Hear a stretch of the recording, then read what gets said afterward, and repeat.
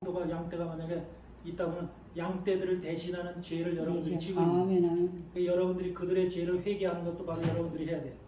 주의 종. 그래서 그 주의 백성들이 성전에 들어갈 때 난 우리 목사님이 내 죄를 다 씻었어. 우리 목사님은 난 든든해. 우리 목사님만 보면 든든하고 믿음직스러워. 내 죄를 다 감당하는 목사님. 예수님이 모든 사람들의 죄를 다 감당했듯이 주의 종은 바로 자기 양떼는 죄를 감당하는 거예요. 그래서 그런 마음을 가질 때 백성들이 성전에 들어갈 때 기쁜 마음으로 들어가는 거예요. 그리고 찬양과 예배와 기도를 자기 마음 자유스럽고 기쁨과 즐거움 가운데 행할 수 있죠. 만약에 우리가 죄의 마음을 가지고 성전에 들어왔으면 이 죄를 내가 스스로 해결해야 된다고 생각하면 일반 교회에서는 그렇게 가르쳐요. 회개하라. 네가 그 회개해서 스스로 죄를 갖다 씻으라고 그러죠. 회개하라고 가르치죠. 회개 당연히 해야 되는데 그 죄 회개의 첫째 책임이 주의 종에게 있는 거예요. 주의 종을 그래서 민수기 6장에서 바로 그런 말씀이 나오는 거야. 그런 말씀을 여러분들 잘 기억해야 돼요. 그래서 주의 종들은 그냥 나를 위해서 세워진 내가 잘나고 하나님께서 나를 이뻐서 나를 주의 종으로 세웠다. 아니에요. 여러분들을 바로 주의 백성들을 대신하는 자로 세운 거예요. 그만큼 책임이 무겁다는 거죠. 그래서 무거운 짐을 진 자들이에요. 여러분들 구약에서 성경에서 영광스럽다. 여러분들을 영광스럽게 만든다고 그러죠. 우리가 로마서 8장 우리가 29절 30절 보면은 미리 정하신 자들을 부르시고 부르신 자들을 의롭다 하시고 의롭다 하신 자들을 영화롭게 하셨느니라 그러죠. 이 영화롭게 하셨다. 영화롭게 하신다는 그 말 속에는 뭐가 있냐면 바로 짐이 있어요. 짐. 아멘. 영광스럽다, 영화롭다 이런 말 속에는 짐이 있어요. 예수님이 십자가 지시면서 그냥 지신 게 아니에요. 백성들의 모든 짐을 지신 거예요. 아멘. 그 짐을. 그래서 그 짐을 지시고 십자가를 지셨기 때문에 영광을 받으신 거예요. 아멘. 그 영광 속에는 카보드라고 하는 영광 속에는요. 그 영광 자체만 있는 게 아니에요. 그 속에는 무거운 짐이 있어요. 아멘. 여러분들도 주의 종들은 무거운 짐을 어깨에 지고 있다는 사실을 명심해야 돼요. 아멘. 그래서 주의 종들 그냥 뭐 공짜로 넘어가는 게 아닙니다. 그래서 주의 종들은 백성들의 죄를 갖다가 짊어져야 되고 아멘. 백성들의 문제를 짊어져야 되고 아멘. 백성들의 질병까지도 жил어져야 되고 아멘. 예수님이 모든 자들의 그 죄악과 모든 것을 다 짊어졌듯이 아멘. 바로 주의 종들은 그런 거예요. 그래서 주의 종들의 사명이 그만큼 무겁다는 거죠. 아멘. 그래서 장자가 되어야 되는 거예요. 여러분들은 장자가 되어야 돼. 장자가 무엇인지 알고 왜 야곱이 굳이 에서의 장자권을 뺏었을까? 에서의 장자권을 거짓말을 하면서도 뺐지요. 예. 그러면 야곱이 거짓말을 한 것이 그것이 야곱 자체가 나쁜 사람이라 거짓말을 한 거예요. 아니. 그게 지금 하나님의 뜻 가운데서 야곱이 장자권을 취해야만 내가 산다고 하는 절박감 때문에 또 절실함 때문에 또 하나님이 그걸 용납하고 인정하신 거예요. 하나님의 인정. 섭리죠, 섭리. 정확히는 모르겠습니다. 그 부분을 정확히 이해하고 알아야만 여러분들이 장자가 되는 거예요. 이것이 굉장히 중요한 겁니다. 창세기 27장의 장자권을 뺏는 사건은 이거는 단순한 야곱의 사건이 아니라 모든 하나님의 특히 하나님의 종이 되어야 또 장자가 되어야 될 사람들은 당연히 이것을 알아야 돼요. 그래서 그러니까 야곱을 갖다가 어떤 인간의 모습으로 보면 안 돼요. 우리와 같은 동일한 야곱이라는 이름 자체가 무슨 이름이죠?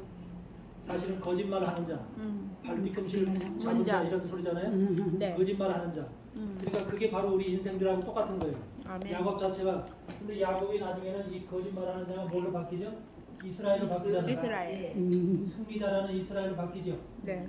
그래서 이겼다는 거죠. 여러분이 바로 우리도 야곱이에요. 네. 근데 장자권을 취득하게 되면은 여러분 스스로가 이 장자권을 취득하게 되면 여러분이 영적인 이스라엘로 바뀌는 거예요. 아멘. 여러분의 이름을 다시는 야곱이라 하지 말고 아멘. 이스라엘. 아멘. 그렇게 하듯이 여러분의 이름이 이스라엘로 바뀌는 거예요. 아멘. 성경에서 얘기하는 이스라엘 다 나에 대해서 얘기하는 소리죠. 여러분이 받으시면 돼요. 아멘. 그만큼 여러분들은 장자가 돼야 되고 이스라엘이 돼야 되는 거죠. 근데 야곱이 장자가 될 때 어떻게 됐어요? 먼저 이삭은요, 하나님이 이삭이 얘기를 했죠. 에사한테. 그렇죠? 네. 아버지 이삭이 뭘 만들어가지고 하나? 축복 주려고. 별미를 만들어가지고 그러죠. 별미구나. 별미를. 별미를 히브리어로 마탐이라고 합니다. 히브리어 마탐이라는 것이 별미인데, 근데 별미를 만들어가지고 그래요. 그런데 여러분들 에서에게는 뭐가 줬죠? 에서에게는 털. 에서가 가지고 있는 뭐가 있었죠? 사냥하기 사냥하기 위한 사냥. 사냥하고 사냥 도구가 있었죠. 사냥. 그래 그 전통과 활을 가지고 있었죠. 전통과 에서에게는 전통과 활이라는 게 있었어. 그러니까 화살 사냥을 하기 위한 도구를 가지고 있었죠. 이 전통과 에서가 가지고 있는 전통과 활이 뭡니까? 에서가 장자제 원래가. 예. 에서가 이삭의 장자잖아요. 장자인데 장자면은 저걸 누구를 얘기하는 거예요? 육적 장자 누구를 얘기하는 겁니까? 저 육적인 이스라엘을 얘기하는 거예요. 육적 이스라엘. 에서가 바로 육적 이스라엘 얘기하는 거예요. 근데 육적 이스라엘은 저들은 사냥을 할 수 있는 전통과 활을 하나님이 주었어요. 전통과 활. 전통과 활이 뭐예요? 율법이죠. 율법. 그들에게는 무기를 줬어요. 무기. 율법과 선지자의 글이라고 하는 무기를 줬어요. 그래서 그 속에서 누구를 잡아야 돼요? 양. 그 속에서 짐승을 잡아야 돼요. 짐승을 잡아요. 저들이 잡아야 될. 그러니까 쉽게 얘기하면 저들에는 율법을 줬는데 율법 속에서 어디서 사냥을 해요? 저 바깥에 나가서 사냥하는 게 아니라 성경 속에서 말씀 속에서 사냥을 해야 돼요. 말씀 속에서 율법과 선지자의 글을 통해서 그 속에서 사냥을 해와야 되는 거예요. 근데 그 사냥을 해야 되는 짐승이 바로 나. 예수 그리스도입니다. 예수 그리스도를 사냥해 와야 됩니다. 예수 그리스도. 그러니까 유대인들한테는 예수 그리스도를 사냥할 율법이라고 하는 거, 이 선지자의 글 속에는 예수 그리스도라고 하는 것을 가르쳐 있어요. 예수 그리스도라는 말로는 표현되지 않지만 그 속에는 예수 그리스도가 깨알같이 다 숨겨져 있어요. 그렇죠? 그걸 찾아내야 돼요. 사냥을 해와야 돼요. 그것이 바로 유대인들한테 주어진 그 율법 괜히 주어진 게 아니라 지키라고 주어진 게 아니라 그 속에서 예수를 찾아내라는 거예요. 그걸 사냥하는 거예요. 근데 우리 이방인들한테 주어진 게 하나도 없죠. 네. 율법을 준 것도 없고 사냥할 도구를 주지 않았죠. 그러니까 우리는 아무것도 없어요. 아무것도 없으니까 우리를 누가 도와줘요? 야곱은? 리브가가 성령의 역할을 하는 리브가가 도와줘요. 리브가는 성령의 역할을 하는 거예요. 왜? 이삭의 부인이잖아요. 이삭의 부인이기 때문에 이삭과 남편과 아내는 한 몸이죠. 그렇기 때문에 이삭이 말하는 것을 리브가는 다 알아들어요, 못 알아들어요? 알아들어요. 네. 이거 우리나라 세상에서도 부부간의 사이가 안 좋으면 못 알아듣겠지만 저 찰떡궁합에 이제 저 사이가 좋은 사람들은 남편의 마음을 다 아내가 알아보죠.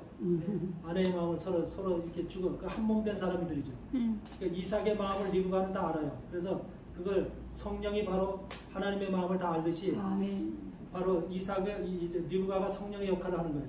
근데 우리 이방인들에게는 이방인 교회 이방인 백성들에게는 성령이 바로 그것을 가르쳐 주는 거예요. 니들이 해야 될 일이 무엇인지를 가르쳐 주는 게 성령이에요. 그래서 우리가 2000년 전서부터 바로 우리한테 성령이 와서 성령이 우리를 가르쳐 주시는 거예요. 근데 저들한테 성령이 온 게 아니라 유대인들한테는 전통과 활이라는 도구가 있었어요. 율법과 선지자의 글이라고 하는 선지자들 세우고 율법을 통해서 모세를 통해서 준 율법을 이런 것을 통해서 저들에게 바로 하나님 말씀 속 저들의 율법 안에서 선지자의 글 안에서 예수 그리스도라는 그 짐승을 잡아오기로 저들한테 무기를 준 거예요. 근데 지금까지 저들은 그걸 안 잡는 거죠. 그리고 못 잡는 거죠. 근데 이방인들은 리브가를 통해서 리브가가 해주는 대로 야곱이 무엇을 하는 게 아니라 리브가가 전부 다 만들어주죠. 해주죠. 이렇게 하라 저렇게 하라 시키죠. 그와 같이 우리 이방인들은 그렇게 한다는 거예요. 우리는 그렇게 해서 영적인 장자들이 된다는 거예요. 아멘. 그러니까 우리에게는 아무것도 준 것이 없지만 성령이 우리를 가르치는 우리가 하나님의 자녀들이 됐잖아요. 그와 같이 우리는 성령의 리브가의 인도를 받는 리브가의 가르침을 받는 지금 야곱처럼 그렇게 되어졌다는 영적인 사실을 성경에서 지금 말하고 있는 거예요. 그래서 리브가가 뭘 가져오라고 그래요? 처음에 야곱한테 가져오라고 하는 게 뭐예요? 양이 아니라 염소죠.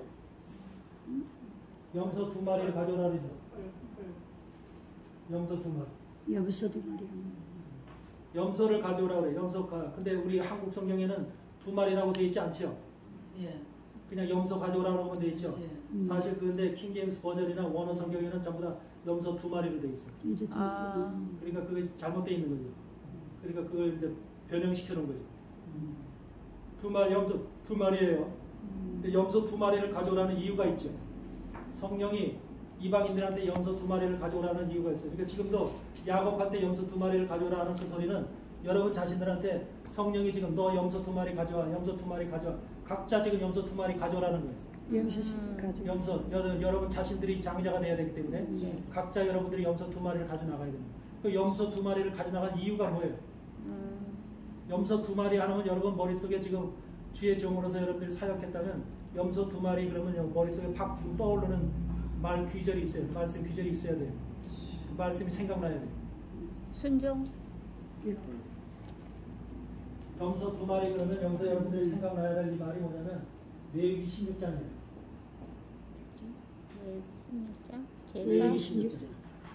레위기 16장에 보면 레위기 16장은 무슨 규례예요? 대속죄일에 대속죄일의 규례를 적은 글이죠. 대속죄일의 규례. 그러니까 1년에 한 번씩 1년에 한 번씩 대속죄일을 하죠. 네. 그렇죠. 이것을 이제 1년에 한 번씩 7월 10일 날 속죄일에 대제사장인 아론이 염소 2마리를 가지고 오라고 해가지고 그 염소 3마리를 성전 앞에서 첫째 모든 거기다 안수를 해서 먼저 첫 번째 염소에다 안수를 해서 그걸 잡지요. 잡아서 죽여서 피를 가지고 들어가지요. 피를 가지고 들어가서 성전 안에서 성전 이제 그 휘장에다 7번 뿌리죠. 그러고서 향단 뿔에다 바르죠. 그리고 그 피를 남은 피를 가지고 와서 번제단 뿔에 또 바르죠. 향단 뿔에 바르고 번제단 뿔에 바르고 또 번제단 흙에다가 땅 밑에다 뿌리죠. 그렇게 해서 첫 번째 염소를 그렇게 사용을 하죠. 피를 가지고 그 예수님의 죽으심, 예수님의 피를 가지고 하늘 성소에다가 지금 뿌렸다는 걸 얘기를 하는 거예요. 하늘 성소에다가 뿌렸고 또 예수님의 그 피로다가 향단불에 여러분 향단불에 피를 발랐다는 거예요. 왜 향단불에 피를 바를까요? 죄를 사해. 왜 향단불에 피를 발라요? 피를 바른다는 것은 쉽게 얘기하면 이런 데다가 이런 의인데 피를 이렇게 바른다는 것은 이 속에 피를 바름으로 인해서 이 안에 있는 것이 안 보이죠. 네. 쉽게 얘기하면 이런 데 글씨를 써놓으면 여기다 페인트를 칠하면 페인트가 이거 덮었기 때문에 안 보이죠. 네. 그러니까 피를 바른다는 것은 피로다 예수님의 피로 도말시킨다는 거죠. 덮어버린다는 거죠.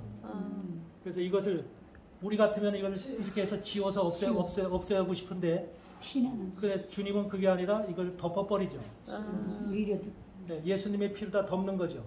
하늘 성소에 여러분들 주의 종들 여러분들의 죄가 어디에 기록되어 있어요? 네? 여러분들의 죄는 어디에 기록되어 있어요? 우리가 여러분들 죄를 졌어. 죄를 졌으면 여러분 나만 아는 죄를 졌어. 옆에 있는 사람도 몰라. 그리고 여러분들 스스로 아는 죄만 졌으면 여러분 죄가 어디 기록돼요? 네? 여러분의 죄는 어디에 되는 첫째 향단불에 기록돼요. 두 번째 기록되는 데가 번제단불이에요.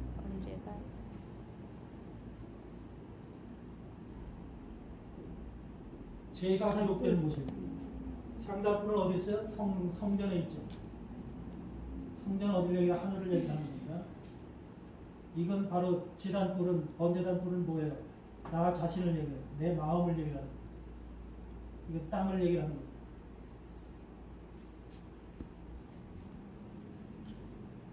여러분이 죄를 지게 되면 여러분 죄가 하늘 성소에 성전불에 이렇게 기록돼요.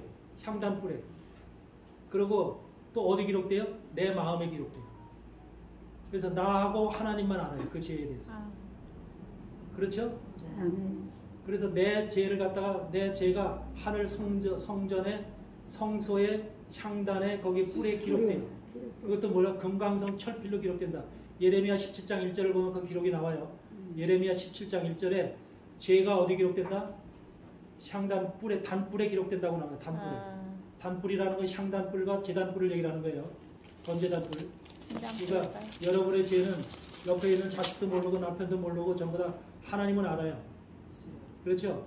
근데 하나님이 그 죄를 향단뿔에 기록한다는 거예요.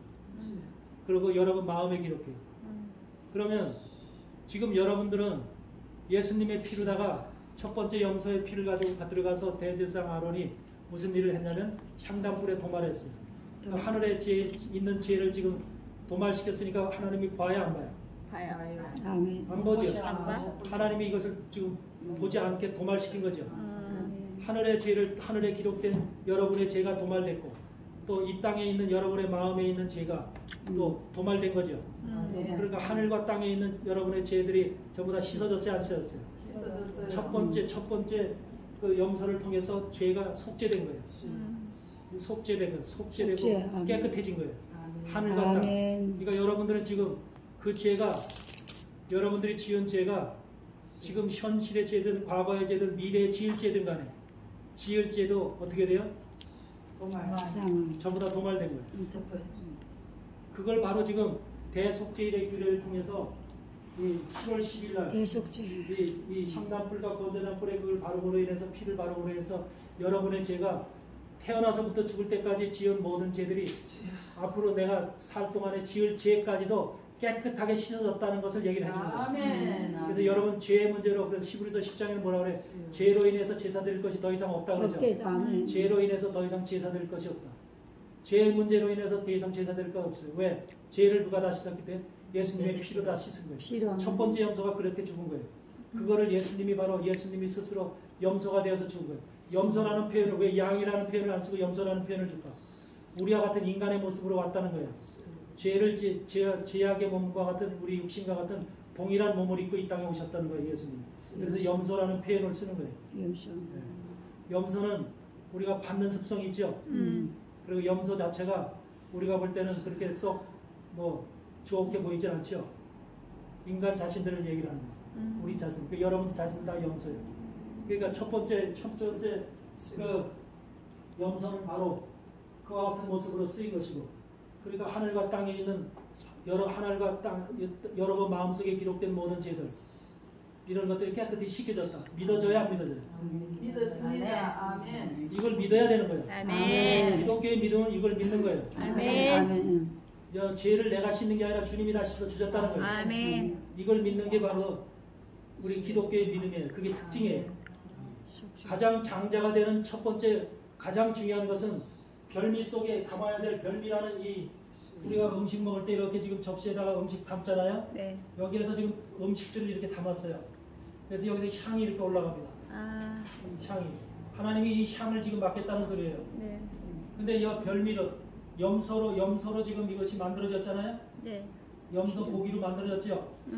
염소의 속죄로 염소의 피로 속죄되어진 속죄가 음식으로 되어야 되는 거예요. 아, 염소의 속죄가 음식으로 되어졌을 때 하나님이 그것을 흠양하시고 여러분들을 받으시는 거예요. 아멘. 여기다가 뭐 아무거나 올려놓고 하나님이 향기 좋게 뭐 향나는 것을 올려놓고 이렇게 하는 게 아니라 예수의 피, 내 아들 예수 그리스도의 피로다가 너가 살았구나 하는 것을 염소로다가 음식을 만들어서 바로 염소로 음식을 만드는 것이 바로 이와 같은 미국과 같은 염소 2마리를 가져오게끔 해서 대속죄의 규례를 따라서 여기에서 7월 10일 날 이걸 잡아가지고 향단에 올라가서 피를 가지고 향단불에 바르고 번제단불에 바르면 모든 죄들이 전부 다 속죄되었다라고 하는 것을 그래서 내가 더 이상 내 죄가 없고 이제 하나님이 예수님께서 모든 걸 씻으셨구나 라고 하는 것을 믿는 그것이 바로 속죄. 그러니까 하나님 안에서의 믿음 안에서 가장 큰 중요한 핵심이 뭐라는 거예요? 속죄라는 거예요. 속죄. 그 속죄가 바로 이제 첫 번째 염소로다가 이렇게 되어진 것을 얘기를 하고 있는 거예요. 두 번째 염소는 어떻게 했죠? 그걸 아사셀 염소라고 그러죠.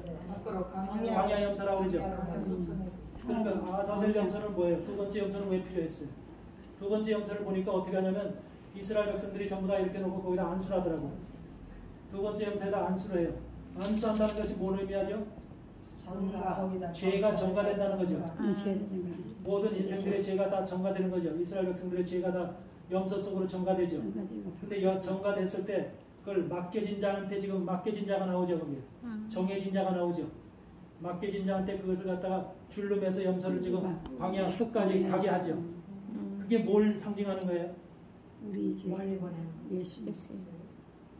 그 염소 한 마리는 그 잡아서 지금 피를 뿌렸고 네. 한 마리 두 번째는 죽이지 않고 지금 안수에서 죄를 떠넘겼잖아요. 예. 떠넘기고서 그걸 지금 맡겨진 자한테 끌고서 지금 광야까지 끌고 가요. 광야 끝까지 아마 사망의 자리까지 끌고 가는 거예요. 그게 누구를 얘기를 하는, 뭐를 얘기를 하는 거예요?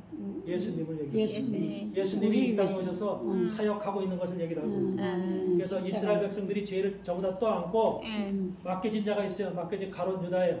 가룟 유다가 예수님의 목줄을 딱 쥐고 끌고 가는 거예요. 어디로? 죽음의 장소까지 끌고 가는 거예요. 그거를 갖다가 지금 그렇게 표현하고 있는 거예요. 거기서. 그래서 가룟 유다한테 맡겨져서 맡겨진 자한테 맡겨져서 가룟 유다가 바로 예수님의 제자 안으로 들어와서 결국은 예수님을 대제사장한테 파는 거죠. 이런 사건이, 그러니까 예수님은 3년 반 동안의 그 사역의 기간 동안에 여러분의 죄, 인생들의 죄를 다 짊어져야 안 짊어져요? 짊어져요. 그 말이 어디 나와요? 요한복음 1장 29절에 보면 뭐를 가져요? 사도 요한, 세례 요한한테 세례를 받고 안수를 받고 올라오니 이는 내 기뻐하는 아들이다. 그러면서 하늘 성령이 내려오면서 비둘기 같은 성령이 내려오면서 그렇게 말하죠. 아멘. 그러면서 그 다음 날 예수님이 요단강가로 오니까 세례 요한이 그를 보면서 하는 그 뱉는 말이 있었죠. 뭐라고 얘기해요? 세상 죄를 지고 가는 하나님의 세상 죄를 지고 가는 하나님의 어린 먼저 안수 받을 때 그것이 바로 뭐야? 이스라엘 백성들이 염소 위에 안수해서 죄를 떠넘기는 것과 똑같은 거예요. 이스라엘 백성들이 죄를 떠넘기는 그것이 대제사장의 역할로 이 땅에 온 세례 요한이 이스라엘 백성들의 죄를 대신 또한 더 대표가 돼서 그 백성들의 죄를 떠넘기는 거죠. 예수님은 요단강에서 세례 요한의 안수를 받을 때 이미 죄를 또 받은 거예요. 모든 인류의 죄를 또 받은 거예요. 그래서 세상 죄를 지고 가는 그 세례 요한의 눈으로, 영적인 눈으로 그를 봤을 때는 그가 세상 죄를 이미 지고 있는 거예요. 세상 죄 속에는 여기에는 가늠하다 잡힌 여자의 죄도 있어요, 없어요? 있어요. 네, 그러니까 예수님이 볼 때는 그 죄가 여기 있기 때문에 그 죄가 아닌 거예요. 모든 자들의 죄가 다 자기 등 뒤에 있는 거예요. 죄의 짐을 지신 거예요. 그게 영적인 눈으로 보는 사람만 보이는 거죠. 세례 요한의 눈으로 보이는 거죠. 그래서 그것이 두 번째 염소가 그래서 필요했던 거예요. 살면서 사역하는. 그러니까 염소라고 하는 것은 두 염소가 필요했던 것은 바로 하나는 죽어서 이렇게 일을 할 것이다. 예수님의 피로다가 이렇게 깨끗이 죄를 묻는 것을 하늘의 죄와 땅의 죄를 깨끗이 씻을 것이다 라고 하는 걸 첫 번째 염소로 보여주는 것이고 두 번째 염소는 3년 반 동안의 사역을 하면서 모든 사람들의 죄를 짊어지고 끝까지 십자가 지는 데까지 가는 것 사건을 기록하고 있는 것이 두 번째 염소예요. 그래서 두 번째 염소, 이 첫 번째와 두 번째 염소를 두 염소를 가져와야 될 만한 이유가 있는 거죠. 네. 아멘. 그게 바로 야곱이 장자가 되기 위해서 리브가라고 하는 그 어머니께서 야곱을 가르쳐주고 만들어준 음식이죠. 그러니까 야곱은 그걸 지금 알아요, 몰라요? 몰라요. 네? 야곱 내용을 제대로 알까 모를까? 몰라요. 어머니가 음식을 지금 잘 만들어줬어. 이렇게 해가지고 만들어서 야곱은 그걸 두고 이방인들은 지금 그것의 깊은 내막도 모르고 이 음식 가지고 들어가는 거예요. 여러분들은 그걸 지금 가지고 두고 이삭 앞에 들어가는 거예요. 올라가는 거예요. 하나님 앞에 올라가는 거예요. 근데 하나님이 지금 그거를 야곱을 갖다가 넌 누구냐 하니까 에서라고 그러잖아. 그 에서라고 할까? 하나님은 야곱이라고 할까? 네? 하나님이 소리냐? 자기가 에서라고 하지만 하나님은 알죠. 네 목소리는 야곱이로다 그러잖아. 목소리가 진짜요? 겉모양이 진짜요? 목소리가 진짜예요. 목소리가 진짜잖아. 목소리 못 바꿔요. 그러니까 이 사람 하나님은 이미 아는 거지. 너가 야곱인데 에세 흉내내는 거야. 그래서 바로 장자권을 받기 위해서 여러분들이 가지고 들어가야 될 음식이 있는데 그것이 바로 별미 예수 그리스도의 속죄에 관한 진리를 여러분들이 소유해야 됩니다. 그걸 여러분들이 접시에다 담아서 속죄라는 것을 완전히 이해를 해야 됩니다. 그래서 이 사건 속에서는 레위기 16장을 반드시 대속죄의 규례에 대해서 완전히 이해를 해야 됩니다. 그 말씀이 그냥 거기서 끝나는 게 아니라 레위기 16장의 말씀과 연결되고 있다는 거예요. 그래서 레위기 16장에 있는 이런 어떻게 해서 주님 우리의 죄가 전부 다 하늘의 성소의 죄, 향단불에 기록된 죄와 우리 마음에 기록된 죄가 전부 다 깨끗이 씻겨질까라고 하는 것들이 지금 레위기 16장에서 다 기록돼 나오기 때문에 그것을 여러분들이 이해해야 되는 거죠. 완전한 이해를 통해서 주의 종이 되려면 그리고 장자가 되려면 그걸 만들어야 돼. 그러면서 이 야곱이 가지고 들어갈 때 이삭한테 가지고 들어갈 때 별미만 가지고 들어가는 게 아니에요. 별미에다가 뭘 가지고 들어가? 떡을 떡. 가지고 떡. 별미에다가 떡을 같이 가지고 줘. 그렇죠? 거기 야곱한테 리브가가 야곱한테 주면서 아버지한테 가지고 들어가라고 하는 음식이 별미에다가 별도로 떡을 만들어서 줘. 이 떡이 뭐예요? 예수님. 이게 말씀인데 말씀에서 어떤 말씀을 떡이라고 그래요? 예수 그리스도의 구약의 말씀을 떡이라고 그래요. 구약. 구약의 말씀이 떡이고 신약의 말씀 뭐예요? 피예요. 피. 그래서 요한복음 6장에서 보면은 내 살과 내 피를 피를 먹고 마시는 마시는 자는 자는 내 안에 있고 나도 그 안에 있다. 아멘. 마지막 나가날에 내가 그를 살리리라. 그러죠? 아멘. 여러분들 주님이 흘리신 피가 기록된 말씀이 신약의 복음이죠. 네. 그 구약의 말씀은 약속. 바로 그와 같이 그런 것들이 전부 다 함축이 되어 있는 떡이에요. 떡. 곡식으로 만들어진 떡이에요. 네. 그래서 우리는 살과 살이라는 것이 바로 떡을 의미하는 거죠. 그래서 살과 떡. 이스라엘의 12지파에 떡이 있었죠. 네. 우리 성전에 보면은 일곱 등대가 이렇게 있고 그 앞에 12떡상이 있죠. 떡상 위에다 12개의 떡이 놓여 있었죠. 바른데 근데 이것이 빛이 등대의 빛이 등불의 빛이 어디를 비추게 돼 있어요? 떡상을 비추게 돼 있죠. 등불의 빛이 떡상을 비추게 돼 있어요. 그러면 이것은 신약의 일곱 교회들은 일곱 등불의 일곱 교회들은 어디를 비춰야 된다는 소리예요? 구약의 말씀을 비춰야 된다. 이스라엘 지파들이 먹었던 12지파가 먹는 떡을 비춰야 된다는 소리예요. 이걸 비춰야지만 복음에 그래서 로마서 1장 17절에 그런 얘기를 복음에는 하나님의 의가 나타나서 아멘. 믿음에서 믿음에 이르게 하나님. 아멘. 복음 속에는 하나님의 의가 복음 속에는 하나님의 의가 나타나. 아멘. 의라는 게 예수 그리스도예요. 아멘. 네. 믿음에서 믿음에 이르게 한다. 그래서 이 빛이 떡을 비췄을 때 그 떡 속에 있는 내용이 보인다는 거예요. 떡의 의미가 무엇인지 알게 된다는 거예요. 아멘. 그렇기 때문에 신약 교회는 바로 떡을 비추고 떡에 있는 내용을 우리가 이해하고 깨닫고 파악해야 해야 되는데 그 일과는 저는 무관한 일을 하고 있는 거죠. 신약 교회. 그래서 구약 자체를 우리가 전혀 관심도 안 갖고 이스라엘의 역사니까 우리하고 관계없어. 우리는 신약만 잘하는데 이런 식의 신앙관을 가지고 있는 것이 바로 모든 이방인 교회들의 문제죠. 이게 심각한 문제입니다. 근데 여러분들 주의 종들이라면 백성들은 그래도 돼요. 백성들은 그래도 충분합니다. 그런데 주의 종들은 그렇지 않아요. 왜? 장자가 되어야 됐잖아요. 이거를 통해서 장자가 되어야 될 사람들, 이 과정을 통해서 이걸 전부 알고 깨달아서 장자들이 되어야 될 사람들입니다. 그래서 여러분들이 장자권을 야곱의 이삭의 장자권 축복을 받듯이 여러분들이 장자의 축복을 받아야 될 사람들. 장자의 축복을 받았을 때 그걸 바로 뭐라 그래? 예수님의 형제가 되는 거예요. 예수님의 형제들이 되는 거예요. 여러분들은 그러면서 하나님의 아들들이 되는 거예요. 아들들. 장자가. 그러면서 하나님의 소유가 되는 거예요. 내 것이다. 예외는 내 것이라 그래요. 이들의 기업은 땅에 있지 않고 오직 하늘에 있다. 여러분의 기업이 땅에 있어요? 하늘에 있어요? 하늘에 있죠. 우리의 기업은 하늘에 있죠. 땅에 있지 않죠. 그래서 우리는 오직 하나님을 의지하고 하나님만 바라보고 하나님이 주시는 상급을 바라보고 그렇게 나가는 거죠. 만약에 우리가 이 땅의 기업을 생각한다면 지금 이렇게 살 수 없죠. 나가서 뛰고 일하고 지금 해야죠. 그러니까 우리의 기업은 여러분의 기업이 하늘에 있다는 사실은 하나님이 바로 내 아버지라는 거예요. 하나님이 나를 갖다가 아들로 삼고 바로 우리에게 앞으로 하나님께서 주실 그런 상급이 있다는 거죠. 이걸 바라보고 나가는 거죠. 그래서 여러분들은 이 장자권을 반드시 취급해야 됩니다. 따야 됩니다. 그래서 하나님의 장자가 되어지는 첫 번째 가장 중요한 것은 속죄에 대한 의미를 정확하게 이해해야 됩니다. 속죄에 대한 내 죄가 어떻게 속해졌는지 그런 것들을 완전히 깨끗이 이해를 하고 속에서 깨달아 내 마음 속에서 죄에 대한 그런 개념이 있어야 돼요, 없어야 돼요? 없어야죠.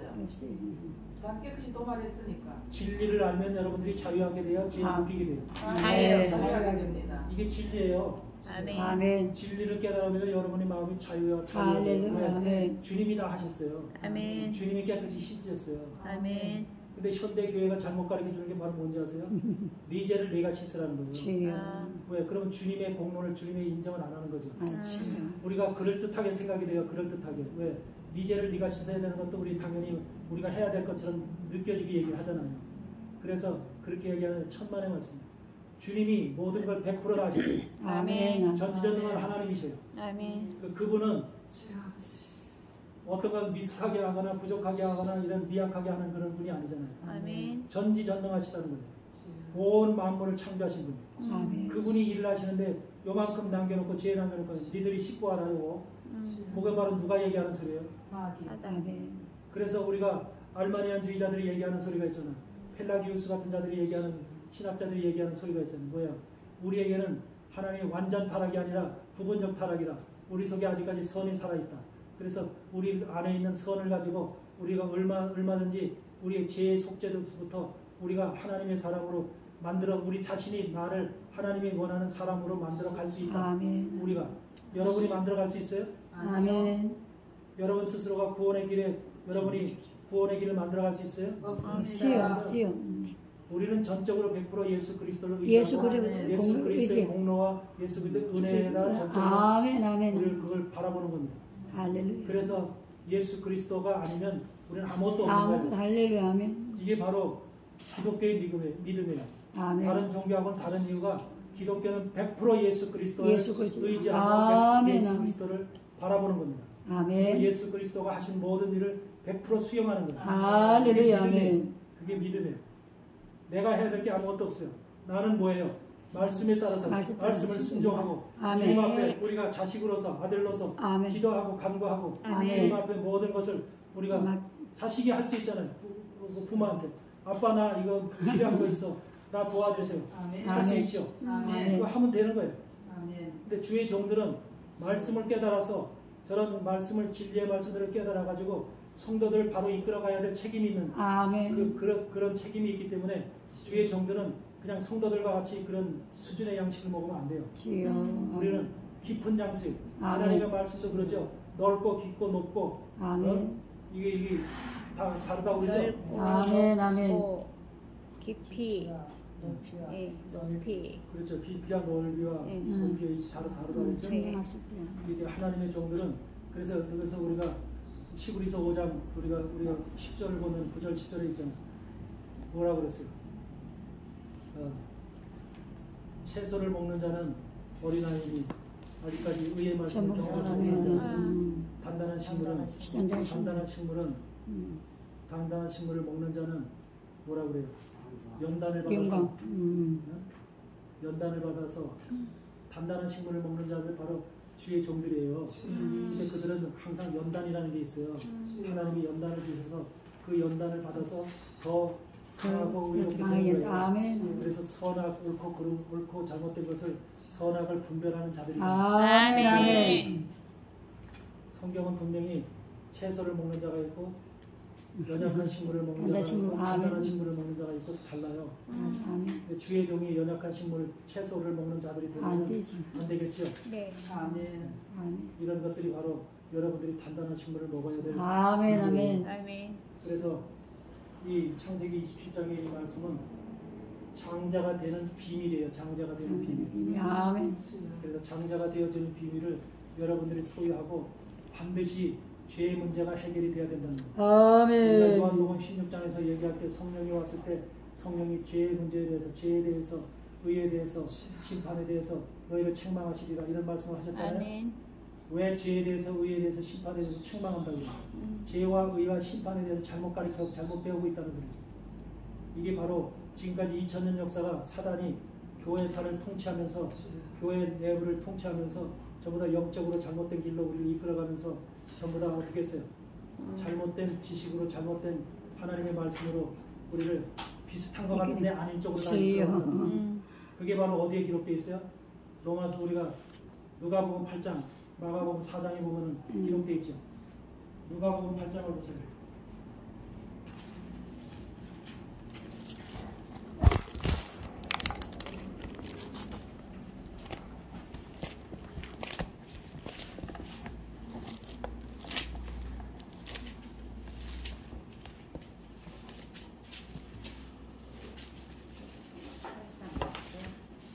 누가복음 8장을 보면은 무슨 말씀이 있냐면 8장 16절을 보면은 누구든지 등불을 켜서 그릇으로 덮거나 평상 아래 두지 아니하고 등경 위에 두나니 이는 들어가는 자들로 그 빛을 보게 하려 합니다.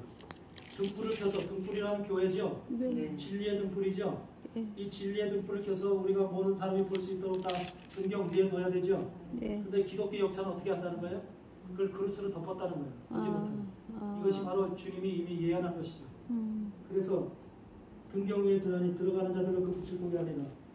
그렇지만 이들은 등경 위에 두지 않고 그릇으로 덮고 이것을 상 아래 두었다는 거죠.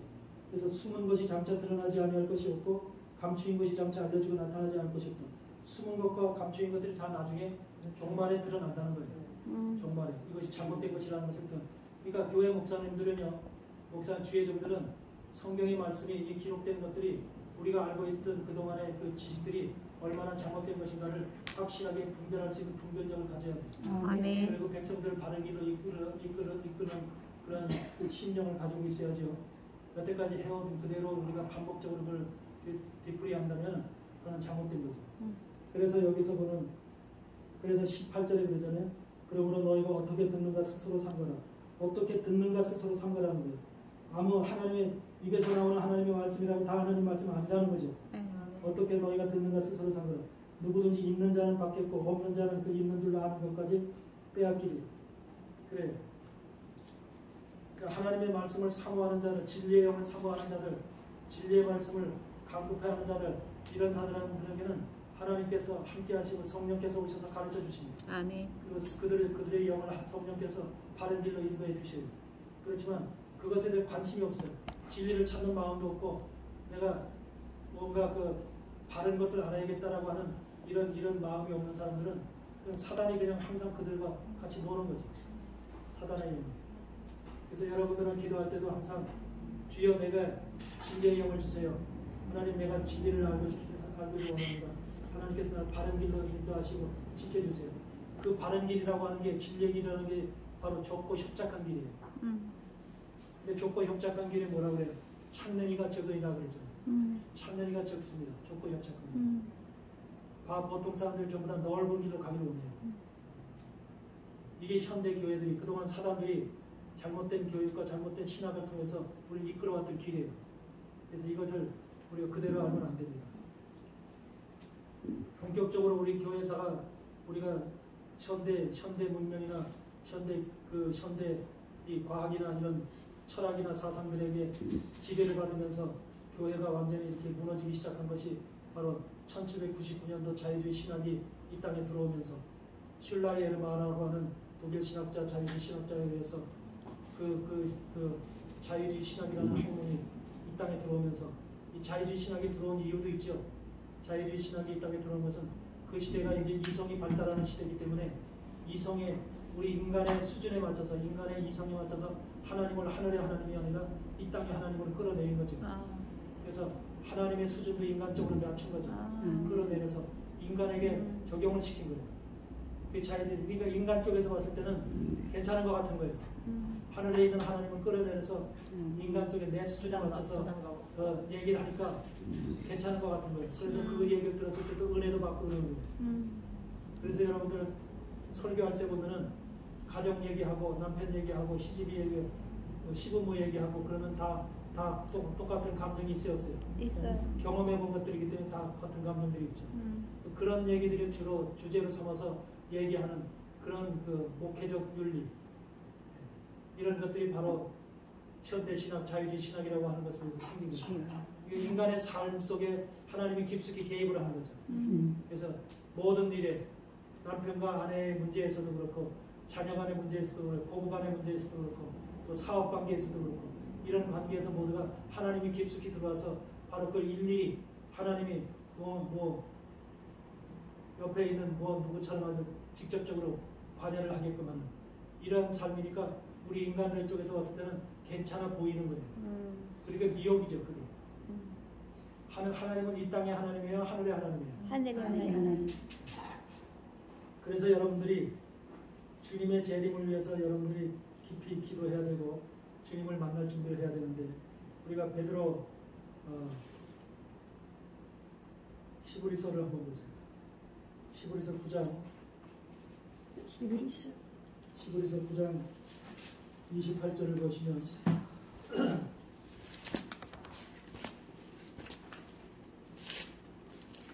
고린도전서 9장 28절에 보시면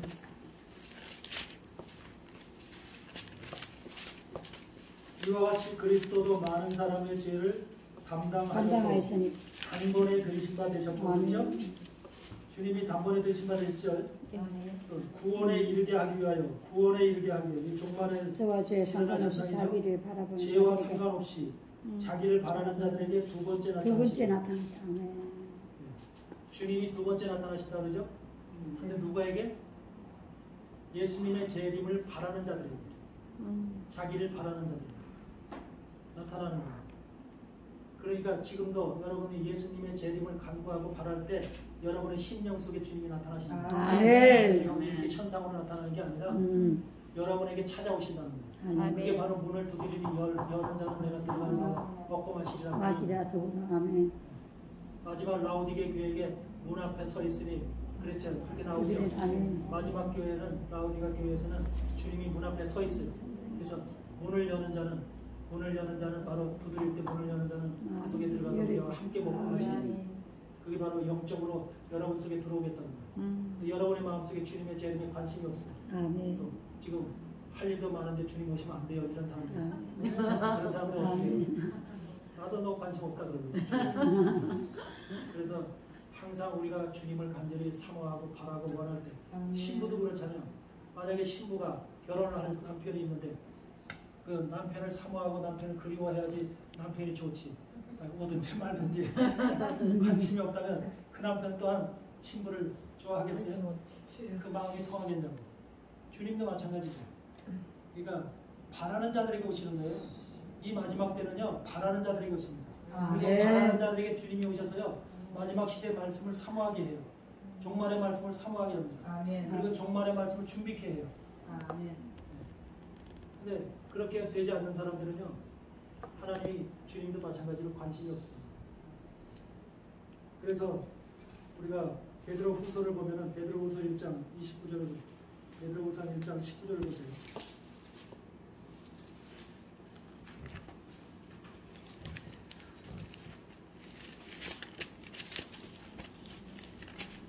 베드로가 뭐라고 얘기하냐면요. 베드로후서 1장 19절에 또 우리에게 또 확실한 예언이 있어. 어두원에서 빛이 등불과 같은 날이 새어 시들이 내 마음에 이르거든 내가 이것을 준비하여 것이 가아니라. 여기 보니까 확실한 베드로가 그래요. 우리에게 더 확실한 예언이 있대요. 우리에게 더 확실한 예언은 뭐예요? 요한계시록이죠. 요한계시록이 베드로는 지금 우리가 베드로 21장 끄트머리에서 뭐라고 그래요? 이 요한은 어떻게 될 겁니까? 하고 질문하죠. 그 베드로가. 예. 그러니까 세상 끝날까지 놔둘지라도 네가 무슨 상관이냐. 그렇게 얘기를 하죠. 얘기할 거네라. 그 베드로는 요한에 대해서 관심이 많았죠. 사도 요한에 대해서. 근데 사도 요한이 이렇게 쓰임 받을 것을 베드로는 알고 있었던 거죠. 그런데 바로 사도 요한이 쓴 확실한 예언, 이 계시록이거든요. 요한 계시록을 바로 지금 얘기를 하고 있는 거예요. 베드로가 더 확실한 예언이 있다. 근데 이 확실한 요한 계시록은 어떻게 해요? 이게 어두운 데 비치는 등불 같은 것이라는 거예요. 어두운 데 비치는 마지막 시대 어두운 세상을 비치는 등불이라는 거예요. 요한 계시록. 아멘. 그럼 여러분들이 요한 계시록을 알아야 되겠어요? 못 알아야 되겠어요? 알아야 되죠. 근데 현대 교회들은 지금 계시록에 대해 관심이 있어요, 없어요? 관심이 없잖아요. 또 가르치려고 하고 요한계시록만 가르치면 이상한 사람들로 취급하고 이상한 목사 취급하고 또 이단들은 전부 다 또 여기다 관심을 두고 신천지나 이런 데는 또 이런 것만 가르치죠. 다 잘못된 길로 가게 하죠. 그만큼 확실한 예언, 이 확실한 예언을 여러분들 바로 근데 확실한 예언을 그냥 하는 게 아니에요. 거기 보니까 등불이 있는데 어두운 데 비추는 등불 같으니 날이 새어 샛별이 너희 마음에 떠오르기까지. 샛별이 너희 마음에 떠오르는 샛별이 누구예요? 예수님. 지금까지 너희가 이것을 주의하라. 샛별이니까 우리가 동쪽 하늘에 아침에 뜨는 별이 바로 금성이죠. 네. 반짝반짝 빛나는 별. 그 예수 그리스도를 상징하는 거죠. 아멘. 금성, 샛별이. 그 샛별이 바로 너희 마음에 내 마음에. 예수님이 너희 마음에 떠오르기까지. 아멘. 여러분 마음속에 예수님이 떠올라야 돼요. 아멘. 아무나 떠올라요? 바로 문을 열고 예수님이 놓고 있을 때 문을 열어준 사람 속에 들어가서 우리 마음에 떠오르는 거예요. 아멘. 그랬을 때 예수님이 우리와 함께 하면서 모든 계시의 말씀도 알게 하시고 깨닫게 하시고 계시에 대해서 또 관심을 갖게 하시고 이런 것들이 바로 마지막 종말 시대에 해야 되는 주님의 일입니다. 여러분들은 그것에 대한 관심을 가지고 마지막 시대 요한계시록에 대해서 여러분들이 특히 주의 종들은요 이것이 얼마나 중요한 것인가를 여러분들이 이해해야 됩니다. 요한계시록이라는 말씀이 그냥 성경 속에 한 구석의 끄트머리에 있는 계시의 말씀이다 이렇게 생각하면 안 되고요. 성경 전체를 가리키는 말씀입니다. 아멘. 그래서 제가 요한계시록 1기권을 쓰면서 바로 느낀 것이 바로 그거예요. 이게 계시록 자체가 아니라 성경 전체를 얘기하는 거예요. 그거를 제가 발견했어요. 그래서 창세기서부터 전 성경에 대한 모든 것들이 그 안에 다 담겨 있구나 라고 하는 것을 발견했기 때문에 그만큼 이제 계시록은 마지막 여러분들 이 계시록을 통해서 결국은 주님의 재림을 맞게 되고요. 여러분의 신부가 되고요. 또 여러분의 천년왕국으로 들어가고요. 영원한 생명으로 부활을 맛보는 겁니다. 아멘. 여러분의 부활이 바로 계시록을 통해서 이루어지는 겁니다. 근데 그런 것에 대해서 관심이 전혀 없어요. 그러면은 그렇게 어떻게 되겠다는 겁니다. 그러니까 마지막 시대는요 이 계시의 말씀을 가지고 장난노는 사람들이 많습니다. 장난으로 사람들의 영혼을 미혹해서 흔들어서 혼돈시키는 그런 거짓 종들이 상당히 많죠. 또 사람들은 그래요. 계시라고 하면은 뭔가 큰 것이나 있는 줄 알고 관심을 갖게 돼요. 네, 여러분들 어떤 세상에 무슨 일이 있어도 절대로 흔들려서는 안 돼요. 데살로니가 후서 1장을 보세요. 2장을 보세요. 데살로니가 후서 2장.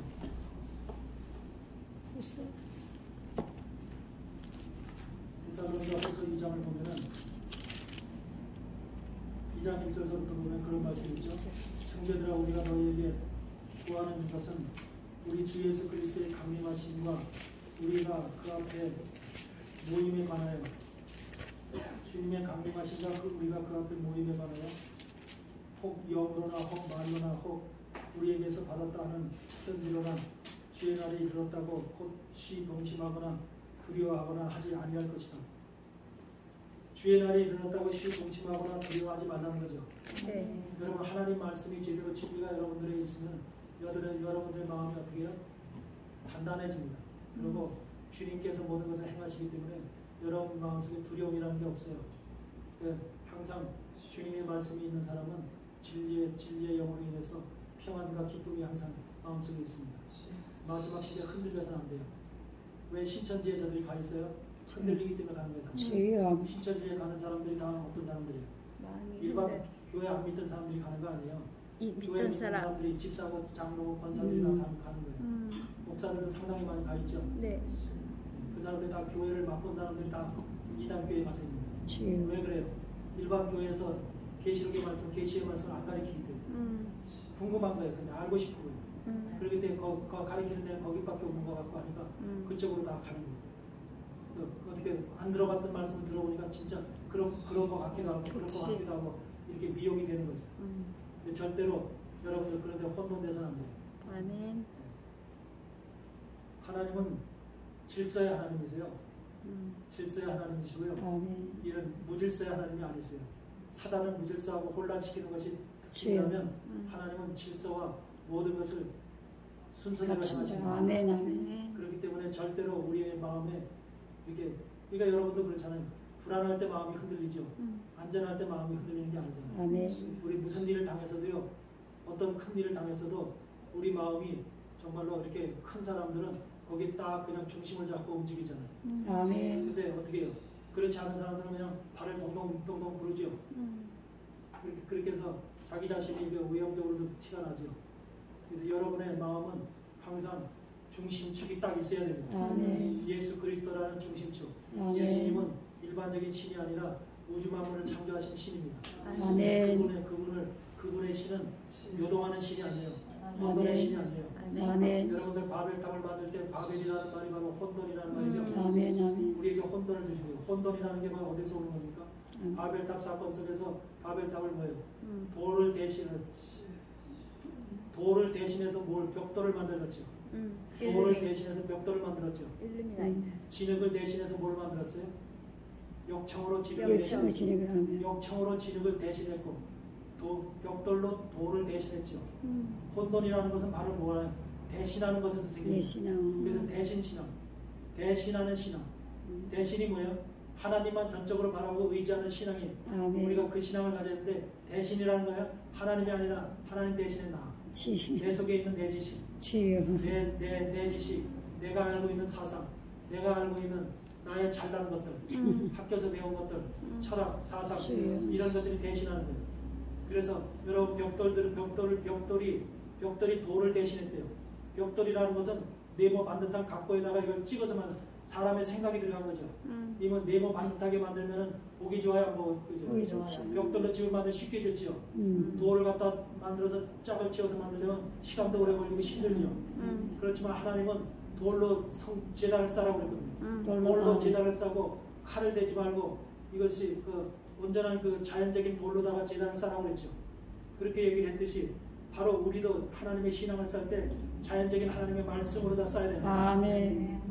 그런 말씀이 돌이 돼서 그것이 우리에게 신앙의 단을 쌓아야 되는데 우리가 만든 단 벽돌과 같이 이렇게 딱 찍어서 만든.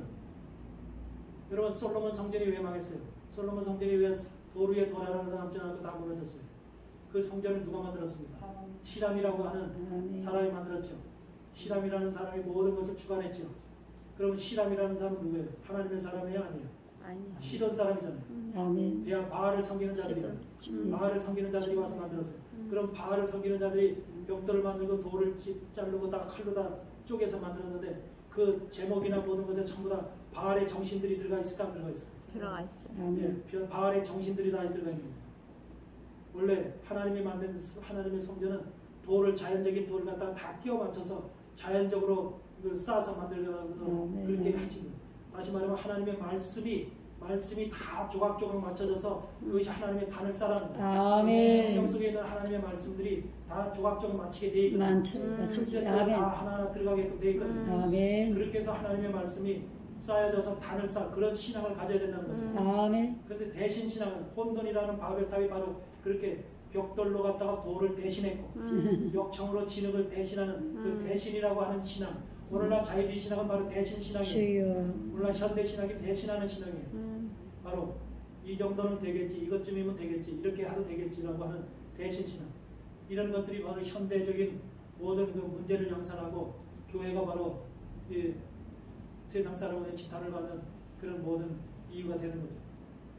여러분들은 절대로 내 생각이나 내 지식이나 내 경험이나 내가 알고 있는 그런 것들을 대신해서 하나님 말씀을 대신해서 뭔가를 대체하지 않기 바랍니다. 아멘. 여러분들은 온전히 하나님 말씀, 그 말씀이 생명이에요. 운동력 있고 그것이 우리 관절과 골수를 쪼개고도 남는 이런 그런 칼 같은 말씀이에요. 그 말씀을 항상 여러분 속에 담고 바로 갈렙이 여러분들 온전히 하나님을 섬겼은즉 온전히 하나님을 쫓았은즉이라는 말씀처럼 온전히 하나님을 쫓는 신앙을 소유하시기 바랍니다. 아멘. 그것이 중요한 거예요.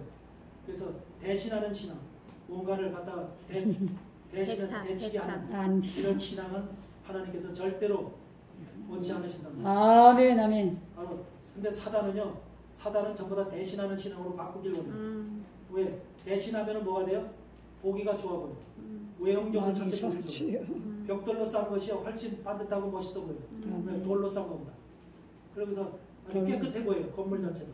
현대 교회들이 질 때 건축할 때 전부 다 그래서 반듯반듯한 돌로 쌓잖아요. 그게 바로 전부 다 보기에는 좋죠. 여러분 돌로 쌓게 되면은 그게 뭐 그렇게 이쁘겠어요. 하나님의 말씀으로 여러분의 단을 쌓기 바랍니다. 예배의 단을 쌓고 여러분이 정식적으로 그렇게 신앙생활을 할 때 하나님께서 그렇게 여러분들과 함께 하실 줄 믿습니다. 아멘. 그리고 우리가 마지막 시대의 신앙은요, 여러분이 세상 안에 있는 신앙이 아니라 세상 밖에 있는 신앙이 되어야 돼요. 그런 아브라함이 창세기 18장에서 장막문에 앉아 있다가 누굴 만나냐면 천사들을 만나요. 장막문에 앉아. 롯이 창세기 19장에서 소돔 성 문에 앉았다가 바로 천사들을 만납니다. 여러분 문 안에 앉아 있는 신앙이 있고요, 문 안에 들어가 있는 신앙이 있어요. 마지막 시대 신앙은요, 문 바깥에 있어요. 문에 앉아 있어요. 문 안에 앉아서 뭐예요? 바깥을 봐요. 문 안쪽을 갖다 등을 대면서 바깥을 바라봐요. 바깥에 하나님의 소리에 관심을 가져야 되고요. 천사가 오는가 우리가 관심을 가져야 되고요. 바깥에서 들려오는 하나님의 메시지에 우리가 관심을 가져야죠. 우리가 바깥을 들여다보지 않고 안에 있으면요, 안의 소리만 들리는 거죠. 세상의 소리가 들리고 내 속에 있는 내 소리만 들리고 세상에 대한 관심만 있고 다 어둠 속에 이 세상은 악이라고 하는 이런 어둠 속에 우리가 잡히게 되는 거죠. 그래서 우리는 우리의 신앙의 자체가 어느 자리에 앉아 있느냐. 우리는 성문 안에 앉아 있듯이 장막문에 앉아 있듯이 아브라함이 모시고 왜 그 자리에 앉아 있었을까를 생각을 해봐야 되죠. 그래서 우리는 마지막 때에 이렇게 살아가는 우리 하나님의 사람들은 이 하나님으로부터 오는 메시지, 하나님으로부터 이런 음성을 우리가 들을 수 있는 그런 자리가 바로 우리가 성 안이 아니라 성 바깥 기사입니다. 아멘. 그래서 우리는 항상 바깥에 관심을 두고 살아야 돼요. 아멘. 여러분들은 안에 관심을 두고 살아요? 바깥에 관심을 두고 살아요? 안팎에 예수 안에 안팎에다 관심을 두고 살아요? 예수 안에 관심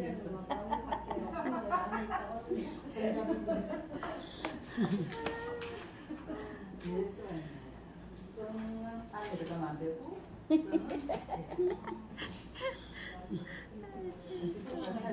성명하고 1시간 더 하세요. 1시간. 그래서 여러분들이 창세기 27장에 별미 만드는 이 사건이요, 여러분들 집에 가셔서 다시 한번 읽어보시고 어떻게 해서 장자가 되는가 그걸 여러분들이 아시게 됩니다. 그래서 그것을 대해서 분명히 이해를 하고 있고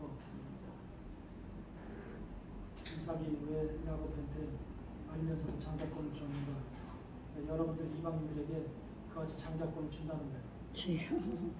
그것을 인표적으로 말씀하는 거기 때문에 여러분들 누구든 이 안에 있는 사람들은 전부 다 장자권을 받아야 될 줄을 믿습니다. 아멘. 그래야 여러분들이 하나님의 사람들이고 레위 지파고 또 제사장이 될 수 있고 여러분이 앞으로 레위 지파의 제사장이 아니라 아멘. 멜기세덱의 제사장이 될 사람, 아멘. 아멘. 멜기세덱 지파의 제사장이 될 사람들이기 때문에 그 관계를 분명히 알고 여러분들이 항상 승리하시기 바랍니다. 아멘.